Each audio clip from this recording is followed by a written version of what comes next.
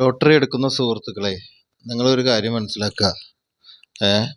എന്താന്ന് വെച്ച് കഴിഞ്ഞാൽ സർക്കാർ GST കൂട്ടി, അത് കൂട്ടി, ഇത് കൂട്ടി എല്ലാം പറഞ്ഞ് ആൾക്കാരെ തെറ്റിദ്ധരിപ്പിക്കുകയാണ്. ഇതിൻ്റെ പിന്നിലുള്ള രഹസ്യം എന്താണെന്ന് വെച്ച് കഴിഞ്ഞാൽ, ഇത് വലിയ ലാഭമൊന്നുമില്ല എന്ന് എഴുതി കൊടുത്തു കഴിഞ്ഞാൽ അവർക്ക് GSTയുടെ പൈസ തിരിച്ചു കിട്ടും. മനസ്സിലാവേണ്ടത് നിങ്ങൾക്ക്. അപ്പോൾ ഈ ശനിയാഴ്ച വരേക്കുള്ള ടിക്കറ്റ് മറ്റേ നറുക്കെടുപ്പ് എല്ലാവരും വലിയ ബമ്പർ നറുക്കെടുപ്പൊക്കെ എല്ലാവരും എടുത്തിട്ടുണ്ടായിരിക്കും. ഇത് നിങ്ങൾ മനസ്സിലാക്കുക, സർക്കാരിൻ്റെ വലിയൊരു തട്ടിപ്പാണിത്. പ്രൈസ് കുറയ്ക്കുക, ഈ വിൽക്കണ ആൾക്കാർക്ക് എന്താ പറയുക, വിൽക്കണ ആൾക്കാർക്ക് കമ്മീഷൻ കുറയ്ക്കുക. ഇതൊക്കെ എല്ലാവരും അന്നം തന്നെ പുണ്ണെന്ന് വിചാരിച്ച് ജീവിക്കണ ആൾക്കാരാണ്. മനസ്സിലാവേണ്ടത് നിങ്ങൾക്ക്.